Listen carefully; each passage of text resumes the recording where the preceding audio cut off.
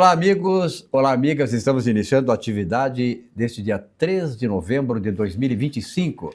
Hoje é segunda-feira, uma bela segunda-feira. Era um tempo, em algumas regiões do estado não esteve muito bom, choveu em alguma parte aí, tá, mas de qualquer maneira, na região metropolitana, um tempo muito bom, temperatura aí na base de 23 graus centígrados, como está agora, no final da tarde aqui em Porto Alegre. Bom, 3 de novembro no calendário está marcando como Dia Mundial da Saúde Única. Vamos falar sobre isso depois, o que significa isso. Eu fui buscar o significado, o que é o Dia Mundial da Saúde Única. Mas antes de mais nada, eu vou apresentar os nossos convidados aqui da bancada, né? À minha esquerda, que fazia como era aquele apresentador de... Elgio Macedo. Elgio Macedo. À minha esquerda, Dr. Carlos Isaia Filho. Dr. Carlos, obrigado pela sua presença, mas olha que elegância. Olha que começa a segunda-feira assim, imagina na sexta. Imagina na sexta-feira. Como dizia o Elgio Macedo, que ele se atribuía a si mesmo, é o marronzinho mais elegante de Porto Alegre, né? É. Nós temos aqui também um cidadão muito elegante. Cara, começar a segunda-feira assim, tu imagina na sexta. Ah, tá louco. À minha direita, o bem-falante, né? Vilmar Govinatsky. Presente. O Vilmar que aprendeu a enquadrar bastante, enquadrar o pessoal da IPTC, enquadrava o pessoal do trânsito aí. Enquadrado aqui também na câmera. Eu acho que muitos de nós, sem saber, fomos enquadrados pela IPTC na época do Vilmar Govinatsky. Mas, doutor Carlos Isaia, Dia Mundial da Saúde Única, eu fui observar, ver o que é isso.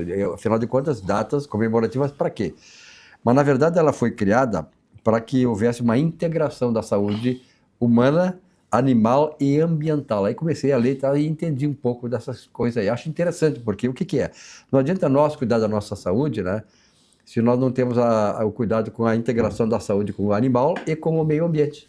Então está explicado mais ou menos o que é isso. Eu acho importante, né, doutor Carlos Isaia? Porque, por exemplo, assim, ó, cachorro, eu tenho cachorro em casa. Se o cachorro não tá bem, se ele não é tratado, não tem vacinação e tal, ele pode transmitir doenças para mim, né? Pode dar problema na saúde da família e tal. E assim o meio ambiente, né? Quando nós degradamos o meio ambiente, ainda bem que o Brasil, né, doutor Carlos Isaia, é hoje um dos países que melhor trata o seu meio ambiente, apesar de muitos dizerem o contrário. Mas importante, né, doutor? O senhor que é da área da saúde, esse Dia Mundial da Saúde Única. É interessante, né, Silvio? O ser mais vulnerável, do ponto de vista de saúde, é o ser humano. Verdade. Certo? Já os animais já têm uma vulnerabilidade menor, certo? Só que a questão do meio ambiente, ela vai interferir em todas as áreas, tanto animal como humana, certo? Mas é interessante esse chamamento que existe, o que estão chamando de saúde única, né? Dia Mundial da Saúde Única. Dia Mundial da Saúde Única. Interessante. Uma coisa integrada, né? Uma saúde única integrada. E aí, Vilmar? É de fazer uma reflexão mesmo, né? Porque a gente muitas vezes se preocupa com a saúde pessoal, né? A saúde da gente própria, mas não vê o ambiente onde a gente convive. E eu até vou mais além um pouco, sabe, em relação a essa questão da convivência. Atualmente nós temos assim uma convivência muito forte com os pets, com os animais domésticos, cães e gatos, principalmente, né? E isso eu já conversei com muitos médicos veterinários, doutor Carlos, tá? E eles sempre fazem um alerta, né, de que além dos cuidados que tem que se ter com esses pets, vai ter que ter os cuidados de higiene com os pets, vai ter que ter os cuidados também de proximidade com os pets, né? Então, muitas vezes, a gente vê até uma certa exacerbação, uma certa humanização dos pets. Então, os pets convivendo de forma muito íntima, dormindo na cama, ou então lambendo a boca, o rosto das pessoas, das crianças, né? E aí entrou a palavra do médico, aí entrou a palavra do Dr. Carlos Isaia Filho. Quer dizer, o homem, a pessoa humana, é a mais vulnerável nesse aspecto, porque é muito mais fácil transmitir o pet, o cachorro, o animal, né? E aí eu não vou falar só do pet, vou falar de qualquer outro animal, transmitir uma doença para o ser humano do que o contrário, né, doutor Carlos? Do ser humano transmitir uma doença para... Até acontece, mas ele tem mais resistência. É o que é mais raro, né? O ser que é mais humano raro. transmitir. Mas assim, tu colocaste muito bem, Gunas. está havendo uma exacerbação nas relações entre seres humanos e animais.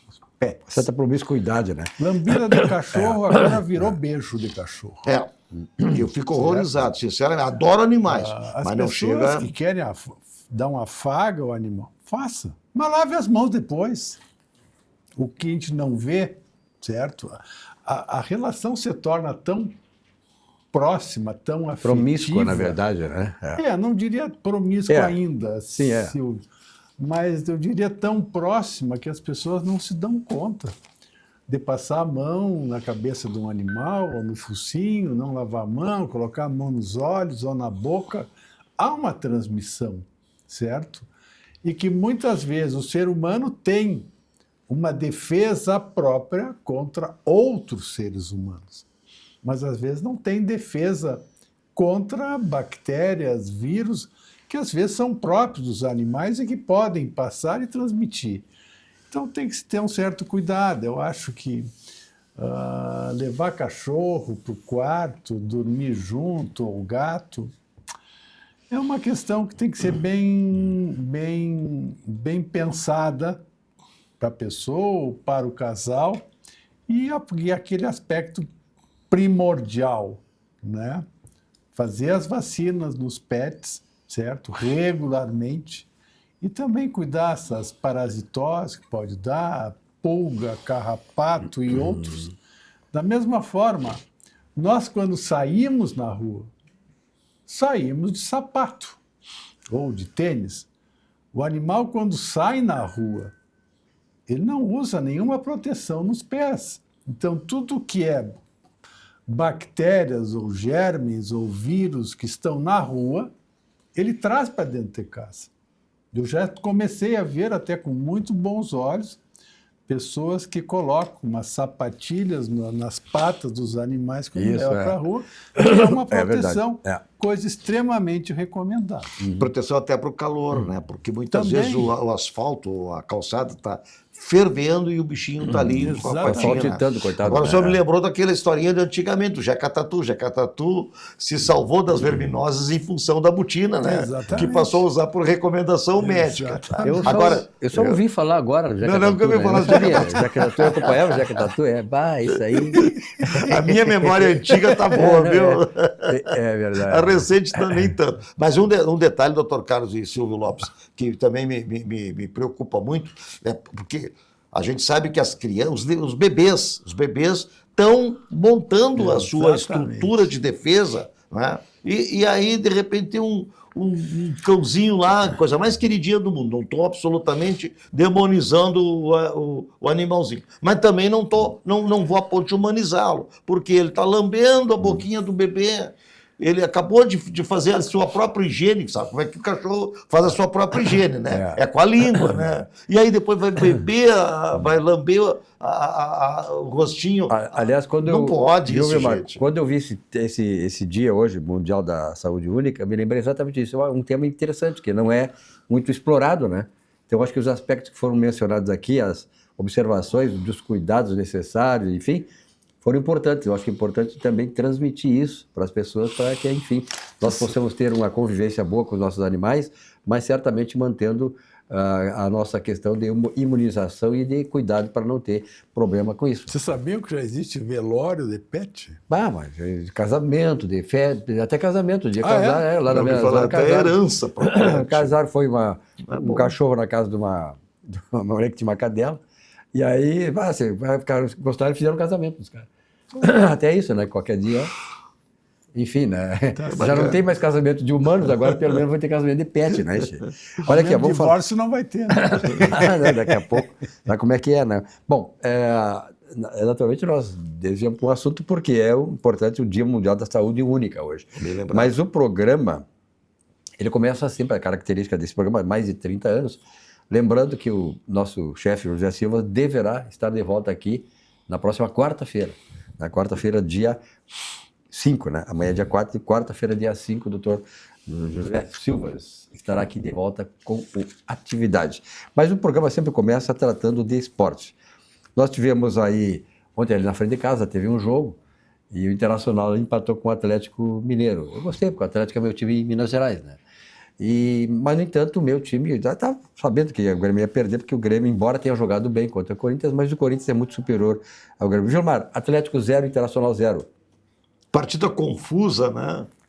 O juiz mudou 3 vezes de opinião em relação às decisões que vieram do VAR, desmarcou pênalti, tirou cartão amarelo, expulsou o jogador. Foi uma coisa maluca, né? Foi um juiz assim muito O confuso, né? Muito retrato da inseguro. arbitragem do Brasil. A retrata a arbitragem do Brasil, mas isso aí acho que vem um pouquinho antes também de um fato que aconteceu não faz muito tempo, de um juiz que foi chamado, foi punido porque errou em campo, porque, enfim, não seguiu as orientações do VAR. Eu não lembro que jogo foi esse, mas foi no início do ano. Teve essa situação. Então, os juízes, além de não estarem bem preparados, com a história do VAR, eles ficaram mais inseguros. Ficaram bem mais inseguros. Então, por isso que acontece a situação de apitar, depois o VAR chama, vai lá, muda totalmente, muda radicalmente, porque, olha, anular pênalti e anular cartão vermelho, isso é uma coisa que não acontece, né? Normalmente, nem deveria acontecer. A decisão do juiz, ela, apesar do VAR, ela tem que ser soberana dentro de campo, né? E o que nós estamos vendo hoje é que, na verdade, o VAR já está mandando no comando do jogo, né? Em demérito ao próprio juiz. Então, isso não é nada bom para efeito de um bom jogo. Aí houve a expulsão, etc. Enfim, foi uma expulsão que houve por causa disso, né? Por causa do jogador que reclamou. Foi nesse jogo do Atlético, que eu não sei. Agora eu estou também um pouco confuso. Eu não vi o jogo. No jogo do Corinthians com o Grêmio também teve problemas. Mas, enfim, o meu comentário em relação aos juízes é que, primeiro, estão despreparados, realmente, e segundo, estão inseguros pelo próprio VAR. Agora, uma coisa que me chama a atenção, doutor Carlos, é o seguinte, é uma coisa assim que eu fico estupefato de ver as explicações, sobretudo dos jornalistas, repórteres, né, narradores de futebol, é o seguinte.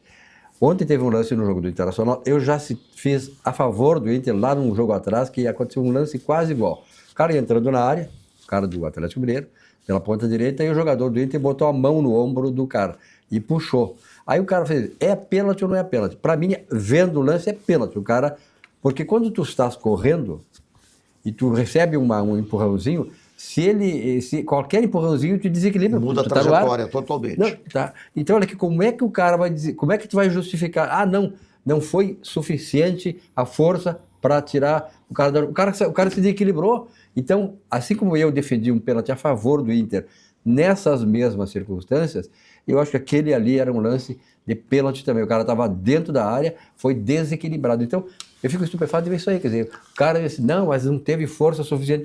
Pô, cara, tu jogando bola, tu tá com um pé sempre vai estar com o pé em cima, tu perde o equilíbrio. Não foi no jogo do Grêmio que aconteceu Também aconteceu um jogo desse. Teve um caso semelhante sempre acontece no jogo isso. do Grêmio. Que também e alguns eles marcam, outros O jogo não do marcam. Grêmio parece que foi a questão da altura da mão, né? Que houve.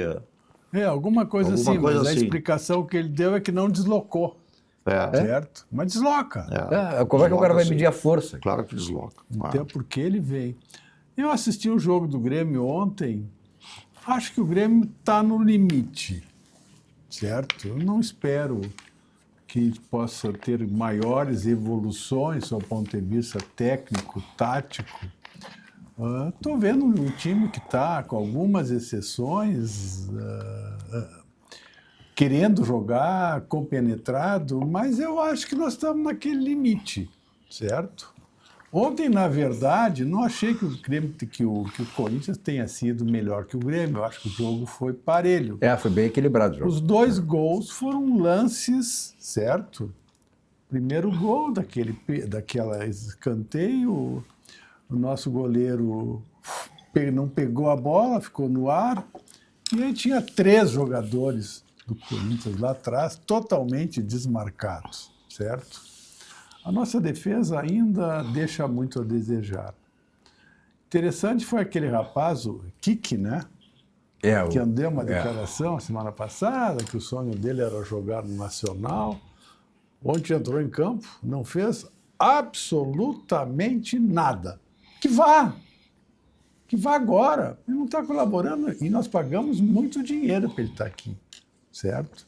Então, eu acho assim, do ponto de vista profissional, um jogador que está num time, certo? E que manifesta desejo de estar em outro agora ou futuramente, não é o momento. Eu, se fosse o diretor, certo? Já mandava. Vai. Eu também. O cara já mostra que ele não tá bem tranquilo. Ele não vai que se empenhar. Não vai ser, Houve depois a tentativa do Mano Menezes de tentar defendê-lo, apaziguar a situação, mas a situação já estava posta. E ele comprovou, jogando muito mal, o tempo que ele entrou no segundo tempo na substituição. E agora eleições, né? Claro que essa questão de eleições sempre é um momento conturbado para qualquer time.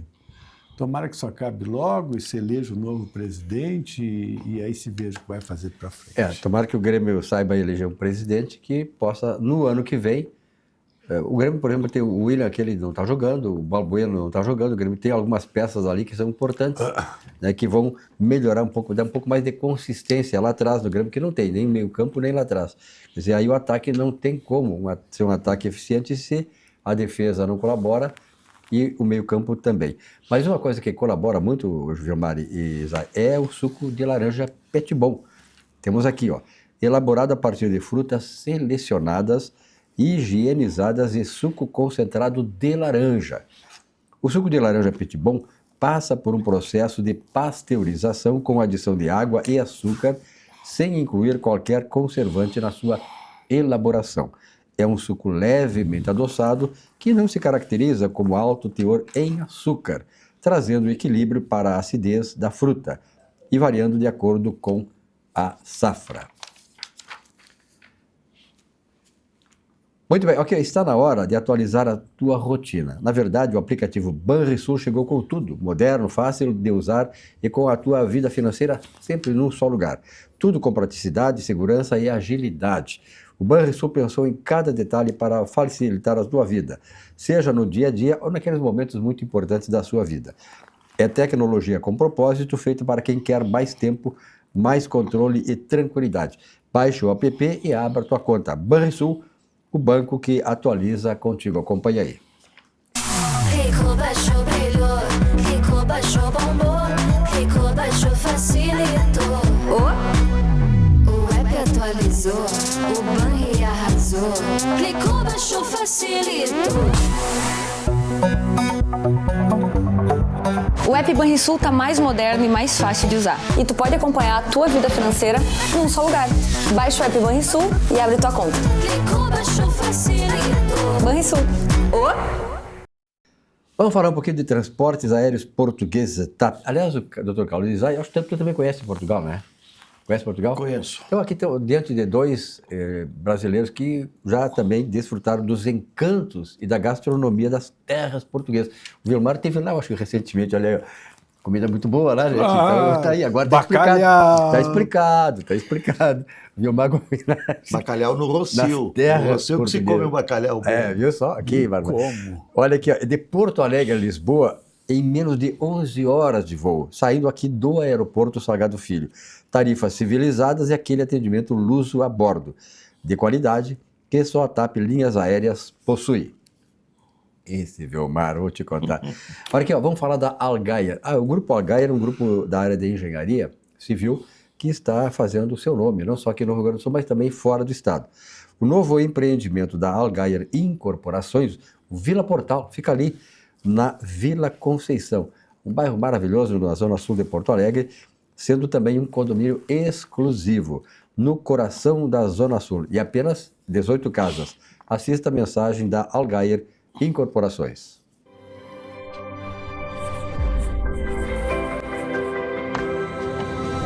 Vila Portal. Um condomínio exclusivo no menor e mais charmoso bairro da cidade, a Vila Conceição. 18 casas em torno de um patrimônio histórico. Um casarão colonial que está sendo restaurado para ser o coração social da Vila Portal. O Gilmar tá falando que tinha corpo. Como é? Porquinho da Índia. Porquinho da Índia. Tu criava? Sim, uma vez eu levei para casa para as crianças, né? Aham. Mas tem que cuidar, porque a higiene deles. E nós falamos medonha. isso em função do tema inicial do programa, que foi aquecer saúde única, né? E chinchila também, tem vários amigos. E chinchila é um bichinho que tem que ter é um custo, é um cuidado, porque não pode criar, tem que ter o cuidado que enumerar. Olha, não sei como, o cara parece que vivia naquilo, trabalhando naquilo.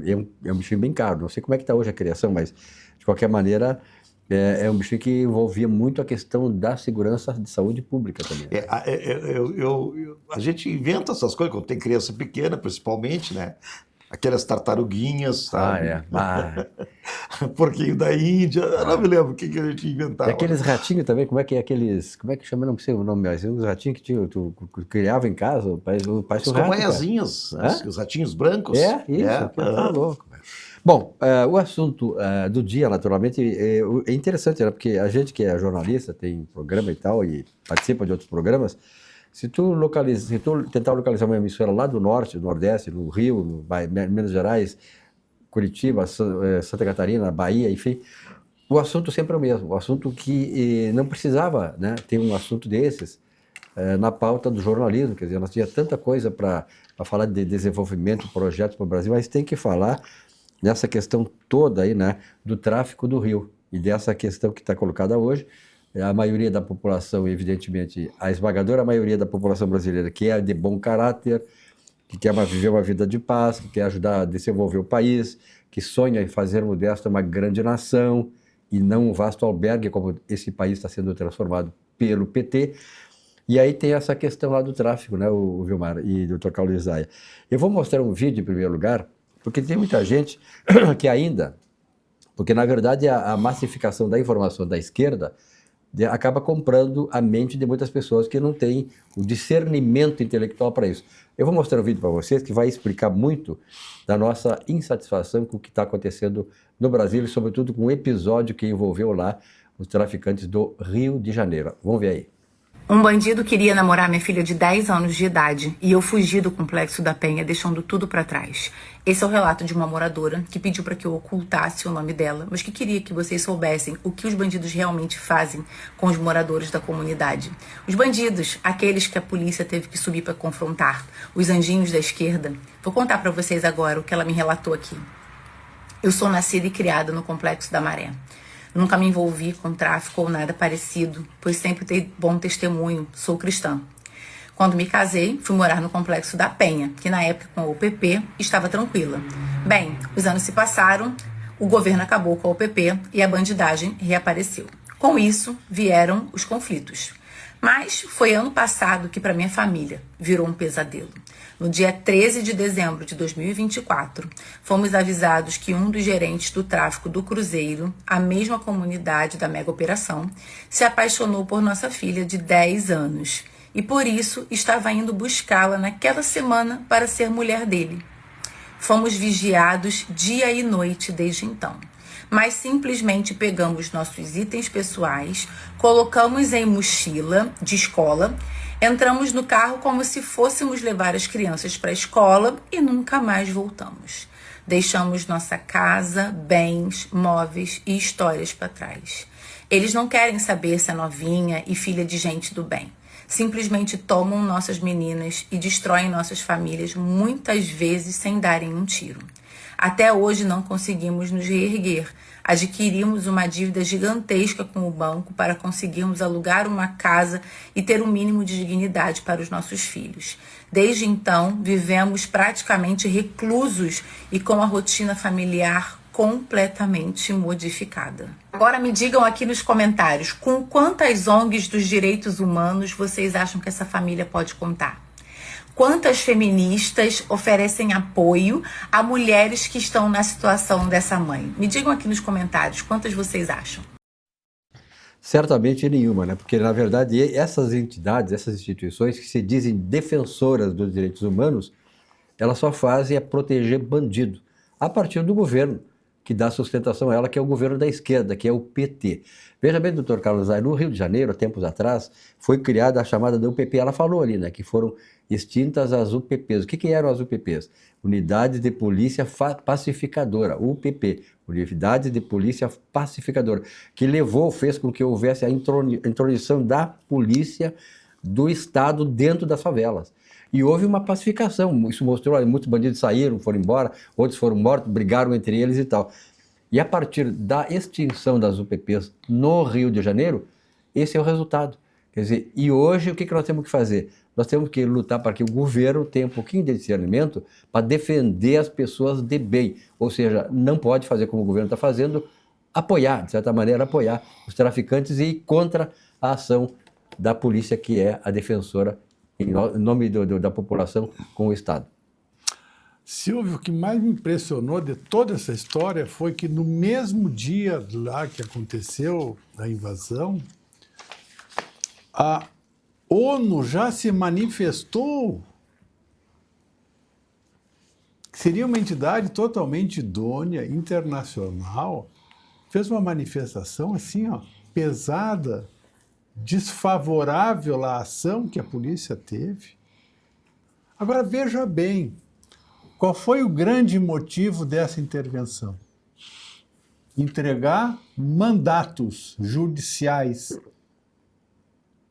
Para entregar um mandato judicial para um agente do crime, não vai subir lá o escrivão de polícia para entregar. Não consegue, certo? Então foi montada uma operação com esse objetivo básico, além do fato de proteger, de entrar, mostrar e buscar aqueles que estavam sendo procurados, certo? Tinha que fazer. E também aquela questão de armamento, aquela questão de drogas e assim por diante. Por outro lado, veja a opinião pública em cima disto.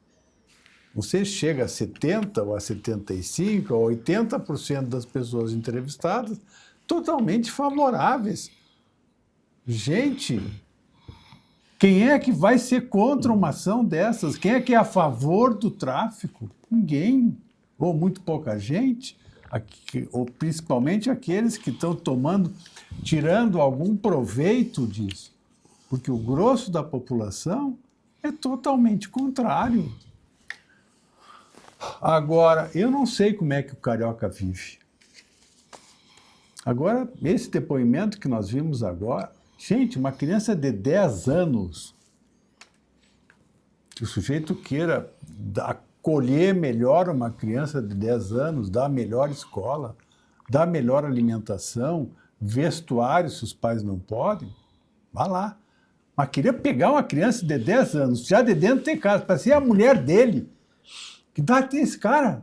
Você é doido. Não tem sentido. E as feministas, né, nesta hora que eu fico pensando como são aproveitadores desses movimentos, né, que se dizem em defesa da mulher, em defesa das crianças e em defesa do bem. Porque esta é a hora de mostrar força. Mas só que não, é que estão tudo aparelhado. O doutor Zay falou da ONU. A OEA, a ONU, essa Associação de Porto Rico, onde o Brasil também é signatário, todas as instituições multilaterais, Vilmar, em que o Brasil é signatário, por isso tem responsabilidades. Quando o Brasil é signatário de acordo da ONU, quando ele é integrante da ONU, ele é obrigado a cumprir determinadas coisas que a ONU estabelece para os membros dessa instituição, no caso do Brasil. Então, eu fico indignado de ver as pessoas dizendo o que a ONU tem que ver, o que isso não tem que ver. Tem que ver sim, o Brasil tem que cumprir aquilo que ele prometeu cumprir quando foi assinar, quando é signatário dos acordos. O que mais espanta é que essas manifestações que vêm justamente em defesa, né, dos criminosos, dos bandidos, dessas pessoas que são nocivas à sociedade, elas certamente são escritas por quem não vive lá neste meio, não reside nessas comunidades. Então, o que ficou bem claro depois desta ação foi a manifestação da própria comunidade, praticamente quase 100%, 80% e alguma coisa por cento, 82%, 83%, se manifestaram favoráveis. Que sofre, à né? ação. Ele São os sofre que isso, sofrem. claro. E aí que entra a questão, Silvio, do sofrimento dessas pessoas. Porque o que acontece nessas comunidades? As facções, elas substituem o Estado no que diz respeito às suas... Eles criam as suas próprias normas, as suas próprias regras. Normas de as suas conduta, né? próprias leis. Comportamento, conduta. A hora que a pessoa pode sair de casa, a hora do toque de recolher, com quem pode negociar, se tem que pagar pedágio para entrar, para sair, etc. Se tem que, de repente, esvaziar sua própria casa porque chegou um novo morador da facção. É assim que funciona. Tá? E a própria justiça, e aí entra o detalhe do Código de Processo, do Código Penal, a própria justiça com as próprias mãos, eles fazem a justiça com as próprias mãos. Então, se alguma coisa desagradar, por exemplo, esse caso dessa menina ali que foi colocado agora no ar, tá? Se a família não deixar a menina ir lá com esse rapaz, ela vai ser penalizada através da justiça deles próprios, que será feita com as próprias mãos. O que é penalizado? Matar, exatamente. Matar, né? Como vai ser penalizada, etc., né? São regras muito subjetivas. E o Código Penal tem um artigo, 345, é uma sequência fácil de memorizar, que diz claramente que é crime fazer justiça com as próprias mãos. Quem faz a justiça é o Estado. Só que o Estado não sobe lá. O Estado não tem o poder de ir até lá e impor a lei que é criada no Legislativo, que passa pelo próprio Judiciário, executada pelo Judiciário, né? O Estado não chega lá. Então, isso é tão complexo, é mais complexo que os próprios complexos, que se chamam, né? Complexo do alemão, complexo disso, daquilo. É tão complexo porque se de um lado, tá, nós temos a comunidade presa, refém dessas facções, totalmente refém, tá? De outro lado, nós temos a impotência do Estado em libertar essas pessoas que moram nessas comunidades. Olha como é complexo isso, porque olha o número de armas que eles tinham, olha o alto poder de fogo que eles tinham. É uma coisa assim, ó, que não tem como explicar de onde vieram essas armas. Aí já dizem que vieram de outros países, já dizem que foram subtraídos do próprio exército brasileiro e tal, mas são armas muito mais poderosas que a própria polícia tem nas suas atividades. Então foi uma operação que, eu diria assim, ó, alguma coisa tem que ser feita, tá?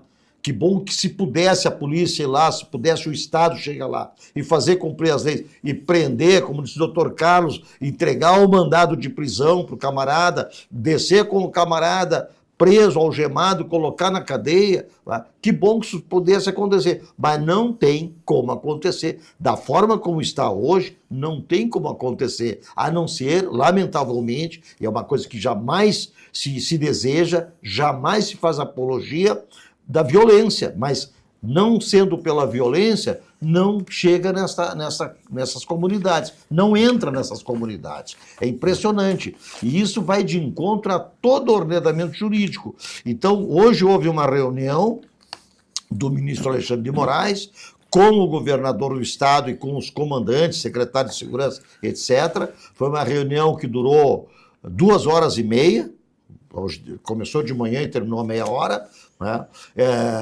E não se sabe o resultado dessa reunião, foi totalmente a portas fechadas. Mas tomara que essa reunião tenha tido o bom senso de chegar a uma conclusão que o Estado tem que retomar, sim, essas situações dessas comunidades que são dominadas pelas facções. E, obviamente, né, aí a atividade dessas facções é uma só, é o tráfico de drogas. Lamentavelmente é isso. E aí entra também, só para concluir, Silvio, aí entra também aquela história toda que está acontecendo, essa reviravolta que está dando, né, do governo dos Estados Unidos, não vou falar do nome do presidente, do governo dos Estados Unidos, em tentar conter essa evasão enorme de drogas que saem da América do Sul para o continente da América do Norte. Muito bem, vou falar um pouquinho de Olina. Olina Essência de Vida. É um auxiliar digestivo indicado em casos de má digestão causado por excessos alimentares. Laboratório VESP, aqui há mais de 100 anos, em Canoas. E agora, falando de Olina, vamos falar também da Di Paolo, né? O restaurante Di Paolo, que é um dos mais importantes e emblemáticos na gastronomia do Rio Grande do Sul. Visite a rede Di Paolo, Galeto, unidades em sequência em Porto Alegre, Gramado, Garibaldi, Bento Gonçalves, Caxias do Sul, Novo Hamburgo, Recanto Maestro, Foz do Iguaçu, São Paulo, Brasília e Rio de Janeiro. Os traficantes vão ter também lá o Rio de Janeiro. Eu confesso, doutor Carlos, que eu fiquei frustrado agora, porque eu não fui mencionado pelo Silvio como um usuário de Olina, viu? Ah, é? Não, mas aqui já no começo eu devia ter feito a ligação no começo, naquela hora, né? Então, enfim, mas não vai ter Mas Di falta de oportunidades. Di Paolo merece a nossa atenção. Claro, olha aqui, ó. E o melhor da culinária típica da Serra Gaúcha você encontra, claro, no Di Paolo. Comida saborosa com essência artesanal. Preparados com amor, temperos frescos e, claro, seguindo as receitas da nona. Ali você encontra também a opção Express. Di Paolo. Di Paolo é melhor mesmo. É uma né? maravilha, né? Aliás, o chefe, agora na volta dele, tem que nos convidar para nós ir lá para comemorar a volta dele, né? Faz hora, né? Merecemos, né? Tem que, Boa ideia, excelente ideia. Bom, e vamos falar de uma outra instituição aqui do comércio do Rio Grande do Sul, que é a referência nacional.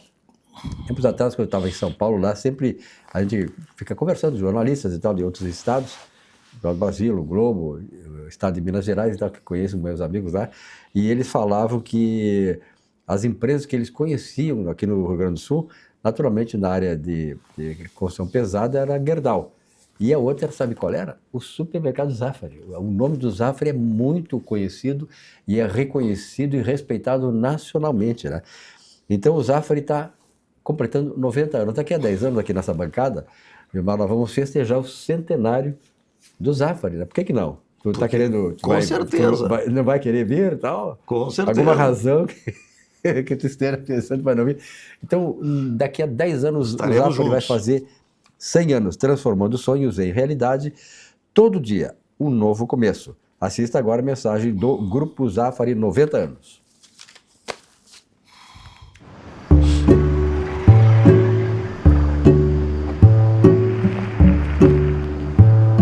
Faz um bom tempo.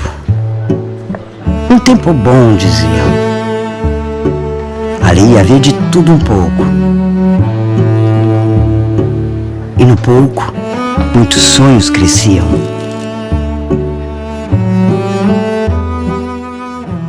Tinha barbante, bola de gude e peão rodando solto na imaginação. Vela e lampião para iluminar as histórias contadas. Tinha renda e tecido, e se não me falha a memória, até vestido de noiva ali se fazia.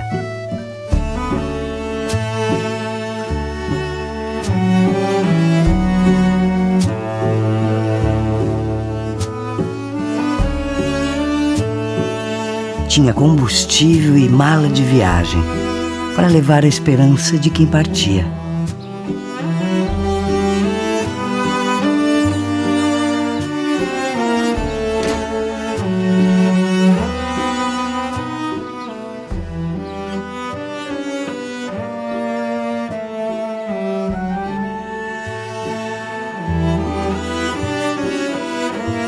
E aos poucos, alguns seguiam para a capital, transformando sonhos em realidade. Porque os sonhos crescem com a gente e não envelhecem jamais. Grupo Zafari 90 anos. Todo dia, um novo começo. A gente sempre sonha, né, Vilmar e Dr. Carlos Isai, que a gente já não vai ver esse país que a gente tem sonho de ver um país grande, uma nação grande como o Brasil tem a vocação de ser grande. O problema é que os governos que nós temos, e cada vez mais nós estamos na terceira edição de um governo, de um camarada que é uma excrescência, um camarada que não tem absolutamente nada para dar para o Brasil. Ele foi um aproveitador, sindicalista aproveitador, como a maioria dos sindicalistas do Brasil, lamentavelmente, são. Eles não querem saber de nada, parecem são sectários. Mas, de qualquer maneira, eu fiquei pensando agora, doutor Carlos Isai e Vilmar, que o ralo por onde escorre o dinheiro brasileiro, que faz falta para o Brasil, não tem tamanho. Vou mostrar umas imagens aí, pessoal da técnica aí, do nosso presidente com a sua excelentíssima esposa, aí desfilando, né, num iate de luxo, né? Olha só aí, ó, os dois, aquele com o chapeuzinho. O Vilmar não tem um chapeuzinho igual aquele ali? Eu já te vi com o chapéu, não? Eu vi o Vilmar com o chapéu daquele. Eu acho que o Lula vou esconder. Olha só, um iate de luxo. Que né? coisa, né? Que maravilha, o cara...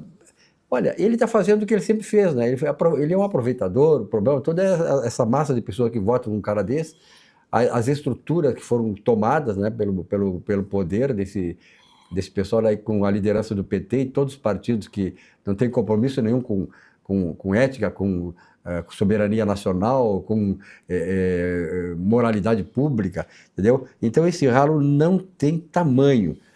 Veja bem, pode tirar agora. Veja bem, o INSS, doutor Carlos Isai, aqui, parece que sumiu das manchetes, mas também cada dia tem tanto rolo, é tanta esculhambação, é tanto escândalo, que as pessoas estão até esquecendo o rombo do INSS. O governo caladinho. Olha aqui, ó. Vocês conhecem essa entidade, Vilmar e doutor Carlos Isai, telespectador? Confederação dos Trabalhadores de Pesca e Aquicultura do Brasil. Pois essa confederação, ninguém sabe, não tem um funcionário. Ela tem um funcionário, Vilmar. Sabe quanto é que ela ganhou do governo? 221 milhões desviados de você, de mim, nós, aposentados do INSS. 221 milhões. Pô, para onde é que vai esse dinheiro, Vilmar? Para o ralo. Não, para o bolso de alguém, né? Não, sai do exatamente. ralo da coisa. Mas lá embaixo do ralo tem gente esperando. Tem os baldes, tem as... Né?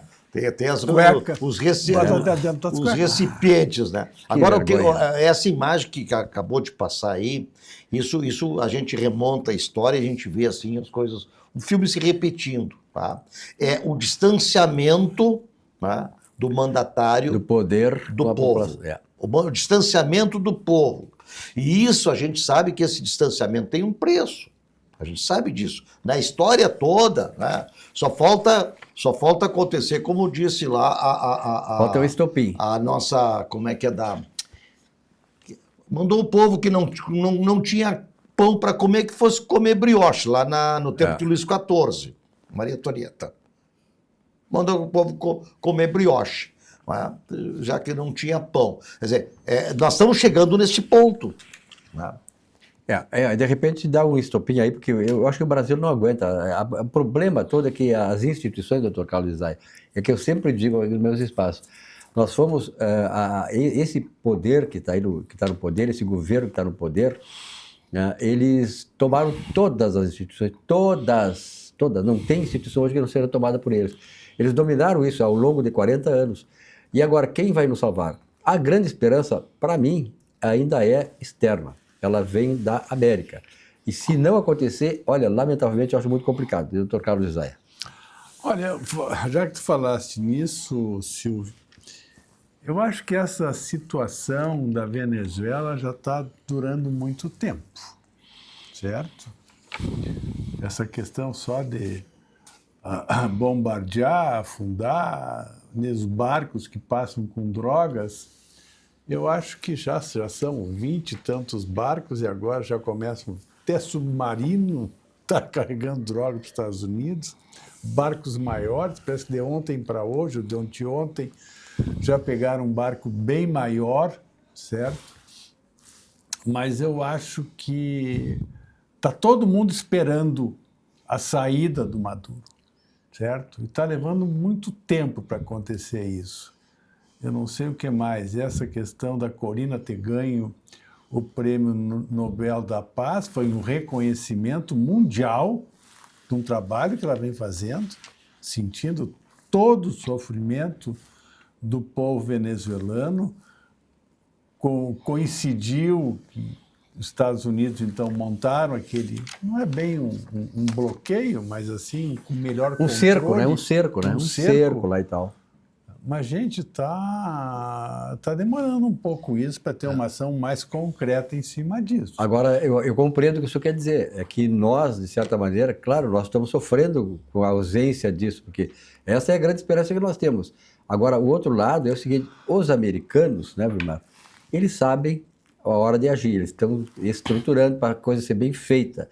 E se eles fizeram tudo isso aí, não vai ser de balde, como diria em Uruguaiana. Camacuã também se diz, de balde. E até o maior porta-aviões americano Sim, foi pra tá tudo ali, lá. certo? Então, está todo mundo na expectativa e, sem dúvida, se acontecer, e aí não é só apenas, ou não é apenas a Venezuela, mas também tem a Toda a Colômbia, América do Sul. Toda a América do Toda Sul. a América. e Tá. por aí vai descendo. Eu acho que a grande forma, eu acho que essa nova posição americana, que ela está só preocupado com a Ucrânia, com A Rússia, a questão China, lá de Israel Israel e Hamas, parece que agora se volta para os vizinhos mais próximos, onde vem acontecendo essa questão da droga, certo? Que está minando, já minou cada vez mais o povo americano. Tem o México ali do lado, certo?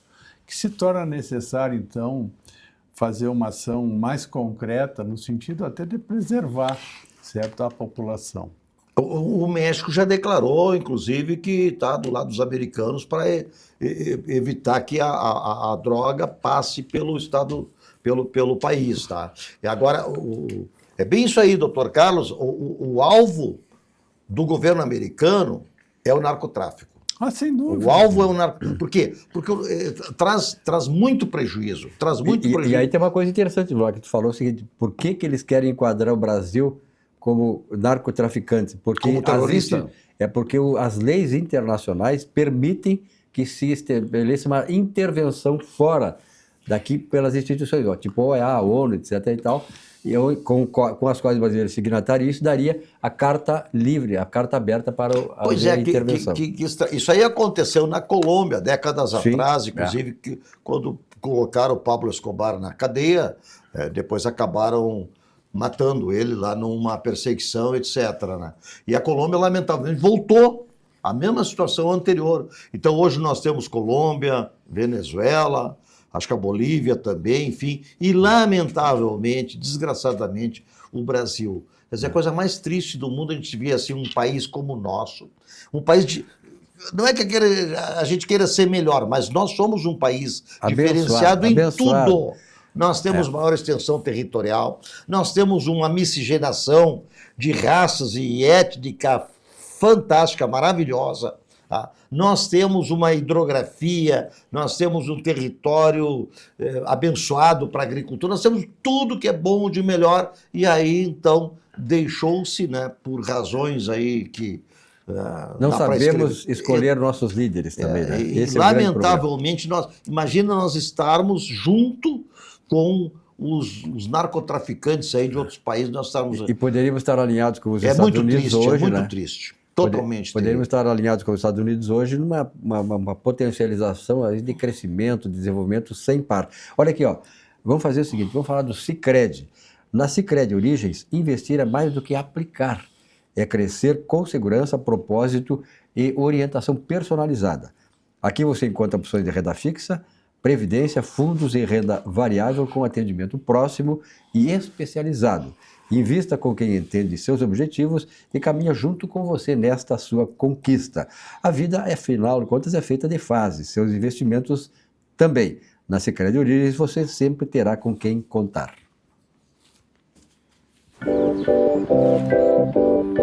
Investir com Sicredi é ter planejamento financeiro para a vida inteira. É ter um portfólio de produtos com diversas oportunidades para cada momento. É ter a segurança que precisa para ver seus investimentos evoluírem com você. É ter sempre um especialista próximo que entende cada um dos seus objetivos. Investir com Sicredi ao longo da vida é ter com quem contar. Muito bem, olha aqui, ó, vamos falar um pouquinho de vinhos do mundo. Acreditamos que vinho é uma experiência, é uma memória, é também celebração. Não vou levar em conta aquela recomendação ontem da tua entrevistada lá. Fosse recomendado? Detonou. Não, detonou, que não pode tomar álcool. Até falou no vinho, o refrigerol, né, que tu Não, o tem. vinho é um alimento. Não tem nada desse Concordo, negócio, parabéns. Agora eu vou cumprimentar. Aí encontrei um cara que sabe, esse sabe tudo. Sabe mesmo. A doutora lá, eu acho que ela teve um ato falho. Ele só não é alimento aqui no Brasil. É verdade. Ela teve um ato falho, a doutora, viu? Conta para ela lá. Aqui, ó, há 29 anos compartilhamos isso com você. Uma trajetória feita de confiança, amizade e taças cheias de significado. Conheça nossas lojas e viva o melhor no mundo dos vinhos. Alameda Alípio César 203, na Cristóvão Colombo 1493 e na Getúlio Vargas, lá onde eu, Vilmar. Aliás, Vilmar faz hora que não vai lá, né? Faz tempo que eu não vou ele ia lá, frequentar quando a loja. eu ganhava, mas sabia, saía, mano. Menino Deus, olha que bonito. 11h35. Eu vou te dar, eu passei o endereço de novo, tá, Vilmar? Acho que tu esqueceste o endereço. O cartão. Não dá, né? Assim, tem que... Agora tá chegando o Natal, essas coisas todas aí. E vamos falar também da Prefeitura de Porto Alegre. Essa semana eu passei pelo prefeito Sebastião Melo. Ele estava ali, ele estava indo para a prefeitura. O cara trabalha mesmo, né, Chico? Era 7h30 da noite, eu ia passando aí, ele ia direto para a prefeitura. O prefeito ia trabalhar. Mas aí ele ia assim, estamos lutando aí, a coisa está sem dia. Tem alguns pila para me emprestar? Diz ele assim, se eu tivesse, emprestava, né, prefeito? Para o senhor, ele disse, não, para a prefeitura. Eu disse, então tá bom. Mas o prefeito realmente é um trabalhador, esse prefeito Melo. E a Prefeitura de Porto Alegre fazendo mais pela cidade, fazendo mais por você. Assista agora a mensagem da nossa Prefeitura de Porto Alegre. Para a Sandra, que procurava um emprego, a Prefeitura criou novas oportunidades. Para o Léo, que queria esperar o ônibus com mais conforto, a Prefeitura instalou novos abrigos. Para a Cris, que queria atenção para os problemas da sua rua, a Prefeitura visitou várias comunidades. É a Prefeitura de Porto Alegre fazendo mais pela cidade, mas principalmente fazendo mais por você. Sabe que eu vim para Porto Alegre em 1967. 1967, tinha 16 anos. E ontem eu vi uma foto, sabe que quando basta na internet umas fotos antigas. A construção do Beira-Rio, te disse que eu levei tijolo, lá tem a campanha do tijolo. Falei para o Zac, o Beira-Rio. Quando ele foi concluído em 69, né? Foi inaugurado em 69. Eu vim em 67 e frequentava ali. E levei 2 ou 3 carrinhos de tijolos. Eu, os amigos, os outros colorados, eu gremista, enfim. Mas, e no Grêmio, eu via jogos lá no morro do Grêmio, sabe? E aí saiu uma foto ali, eu podia estar ali. O cara vendo o jogo de graça. O Grêmio não tinha ainda cobertura total, né? Então tu via ali do morro, quem vai ali ali por trás aí do Grêmio, quem vem da Menino Deus, quem vem pelo Menino Deus, do outro lado lá. Tu via o morro ali, via o jogo. Então é interessante como Porto Alegre mudou, né? Foi uma revolução de, imagina, 50 anos para cá, né? O senhor é da onde, doutor Carlos? Eu sou de Santa Maria da Boca do Monte. Da Boca do Monte. Santa Maria. E o Vilmar é de Camaquã. O cara era xerifão lá, sabia, né? Eu vim para Porto Alegre em 71. Na verdade, Camaquã faz parte da Grande Santa Maria. Da Grande Santa Maria. Mas naquele tempo é o seguinte, é interessante, né? Porque naquele tempo tu chegava em Porto Alegre, se tu fizesse uma enquete no colégio, estudei no Júlio de Castilhos, enquete no colégio lá de cada, era 40, minha turma era 44, 45 alunos, 40 eram do interior. Né? Realmente Porto Alegre foi tomada pelo pessoal que veio do interior em busca de oportunidades. Em Uruguaiana não tinha nada, né? Em Uruguaiana tinha uma faculdade que é de zootecnia. A gente está falando na violência e tem que se lembrar que naquela época que nós viemos para Porto Alegre, a gente ia passear no Morro da Polícia. A gente fazia ali no Morro da Televisão, Morro Santa Teresa, a gente ficava ali estacionado, comendo cachorro-quente, carros abertos, namorando. Enfim, isso tudo passou. Eu não sei, acho que não volta mais. Tem que se lembrar disso. Não, e outra coisa, fala. Era um grande ponto turístico, né? Sim.